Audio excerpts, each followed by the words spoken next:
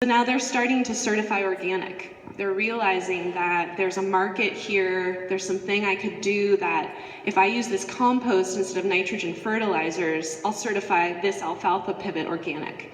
They're moving towards half the ranch being under certified organic status by next year.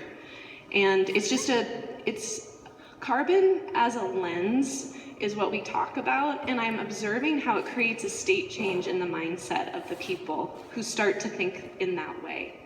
It's about how do we get more energy into the system, and now they're seeing impact, and we will see more impact, but the beginning of this alchemy has started.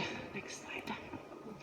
So this is how we're chasing down the climate impact of the wool. The sheep rotate out. They're range animals for the most part, but they do end up on the pivot. They're still, they're grass-fed. It's a grass-fed protein that we're creating, but this is all them on the pivot. So the fact that we're doing a compost layer on the pivot and we're looking to change from nitrogen fertilizers to organic amendments, that in itself is changing the climate impact of this wool. We completed the carbon farm plan in July. It's like a 64-page document with all the possibilities for what this ranch could do to increase its carbon capture.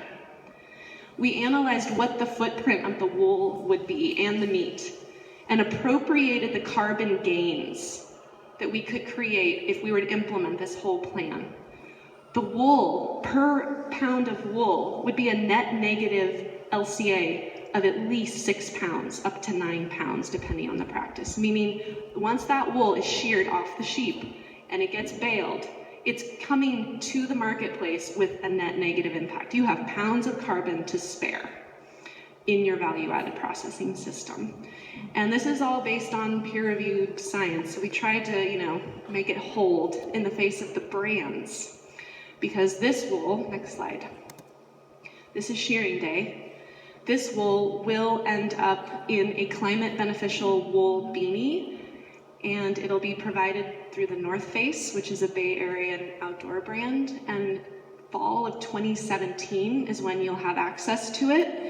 And I'm asking everyone here who's maybe been indoctrinated with the idea that just don't consume anything, or maybe just buy used clothing, this is your moment to ignite a state change. So if you could just buy a beanie, and even if